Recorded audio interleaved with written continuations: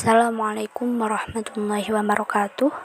Saya Firly Kamilatul Azizah, NIM 2104204110028, akan mempresentasikan hasil makalah saya dengan judul Makalah Fikih dan Hukum Positif di Indonesia. Di sini saya akan memaparkan beberapa subbab. Yang pertama, hukum positif. Yang kedua, hubungan fikih dan hukum positif di Indonesia. Yang ketiga, ruang lingkup hukum Islam. Dan yang terakhir adalah pengaruh fikih dalam hukum positif di Indonesia. Baik, yang pertama adalah hukum positif. Hukum positif atau juga sering disebut sebagai ius constitutum memiliki arti sebagai hukum yang sudah ditetapkan dan berlaku sekarang di suatu tempat atau negara. Indonesia sendiri dengan sistem civil law-nya menggunakan perundang-undangan, kebiasaan, dan jurisprudensi sebagai sumber hukum. Oleh karena itu, bisa dikatakan agama, adat, dan norma kesusilaan juga menjadi bagian dari hukum Indonesia. Sedangkan urutan peraturan perundangan di Indonesia adalah yang pertama UUD 1945, kemudian ketetapan MPR, kemudian UU yang dibuat DPR bersama Presiden, yang keempat peraturan pemerintah pengganti undang-undang, yang kelima keputusan Presiden, dan yang terakhir adalah peraturan daerah. Subbab yang kedua adalah hubungan fikih dan hukum positif di Indonesia. Islam mempunyai sistem hukum sendiri dengan julukan hukum Islam.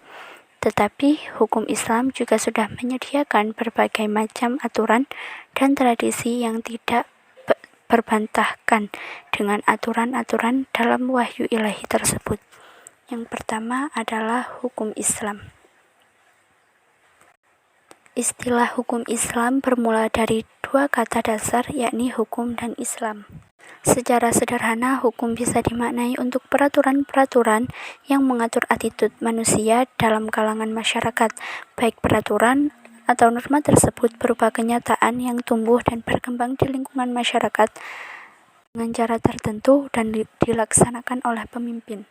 Sedangkan kata Islam memiliki arti yang umum, yakni Islam adalah agama Allah yang diturunkan oleh Nabi Muhammad lalu disampaikan kepada umat muslim untuk mencapai jalan yang benar dalam hidupnya, baik di dunia ataupun di akhirat kelak.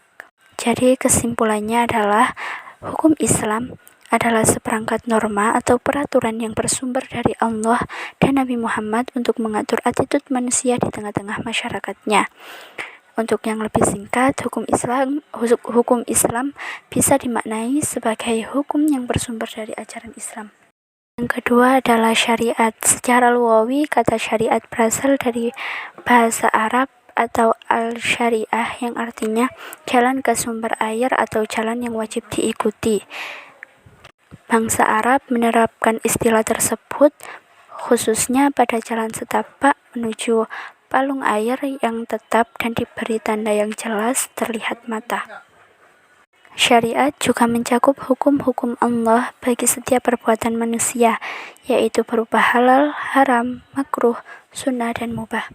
Yang ketiga adalah fikih.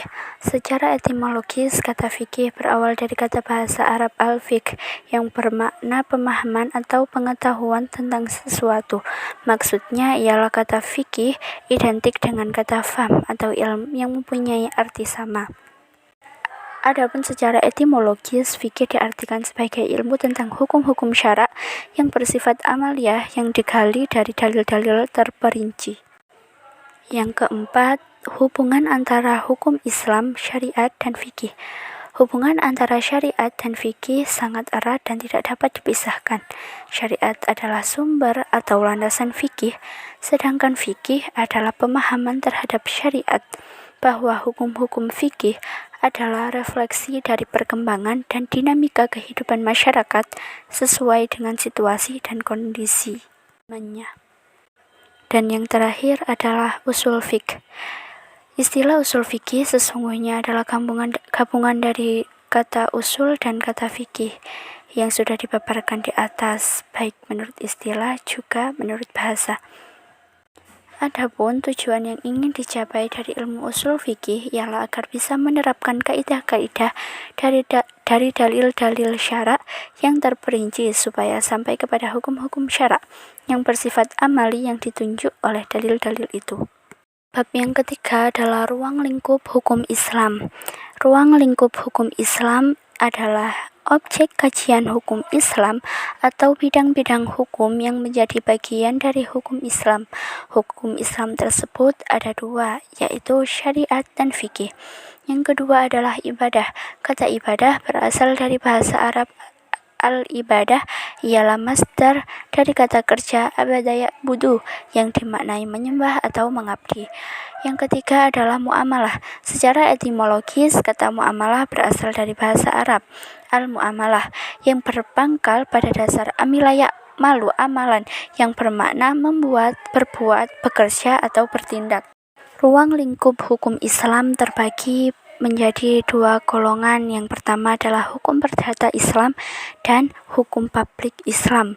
Hukum perdata Islam terbagi menjadi dua bagian, yaitu al-ahkam al-ahwal asyasiyah yang mengkaji masalah keluarga, yakni hubungan suami istri dan antar manusia satu dengan yang lain. Yang kedua adalah al-ahkam al-madaniyah yang mengatur hubungan antar individu yang mengkaji jual beli, hutang piutang, sewa menyewa, petaruh, dan lain-lain. Hukum publik Islam terbagi menjadi beberapa macam bagian. Yang pertama adalah al-ahkam al-jinayah yang mengkaji pelanggaran-pelanggaran yang dilakukan oleh orang mukallaf dan hukuman-hukuman baginya.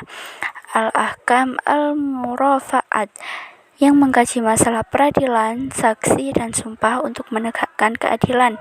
Al-ahkam al-dustriyah yang berhubungan dengan aturan hukum dan dasar-dasarnya. Yang keempat adalah al-ahkam al-duwaliyah yang berelasi dengan hubungan keuangan antara negara Islam dengan negara lain.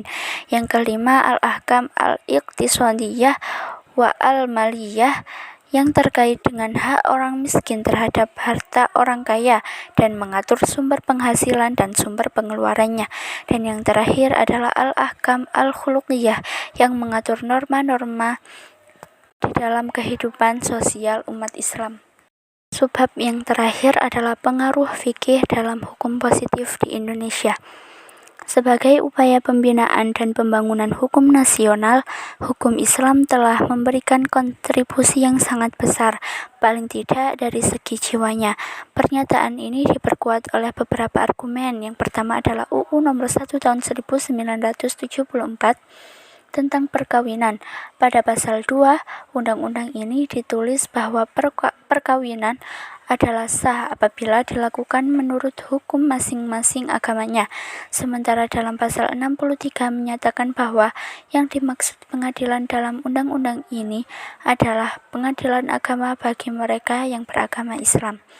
Yang kedua adalah UU Nomor 2 Tahun 1989 tentang Sistem Pendidikan Nasional. Disebutkan bahwa dalam rangka pembangunan manusia seutuhnya adalah beriman dan bertakwa kepada Tuhan Yang Maha Esa, berbudi pekerti luhur, mempunyai ilmu pengetahuan dan keterampilan, sehat rohani, mempunyai kepribadian yang mantap dan mandiri, mempunyai rasa tanggung jawab, kemasyarakatan, dan kebangsaan. Yang ketiga adalah UU Nomor 7 Tahun 1989 tentang peradilan agama. Undang-undang ini membuktikan bahwa peradilan agama sudah sepantasnya hadir, tumbuh, serta dikembangkan di bumi Indonesia. Hal ini membuktikan adanya kontribusi umat Islam sebagai umat yang mayoritas. Yang keempat, komplikasi hukum Islam atau KHI. Meski tidak terbentuk undang-undang melainkan instruksi Presiden Nomor 1 Tahun 1991, kompilasi ini sangat membantu para hukum dalam memutuskan perkara, terutama di peradilan agama. Yang terakhir adalah PP Nomor 28 Tahun 1978 tentang perwakofan tanah milik di samping UU Nomor 5 Tahun 1960 sebagai pengaturan pokok masalah pertahanan di Indonesia. Sebagai pelaksanaannya telah dikeluarkan juga Peraturan Menteri Agama Nomor Tahun 1978 tentang Peraturan Pelaksanaan PP Nomor 28 Tahun 1978. Sekian dari saya, kurang lebihnya mohon maaf. Wassalamualaikum warahmatullahi wabarakatuh.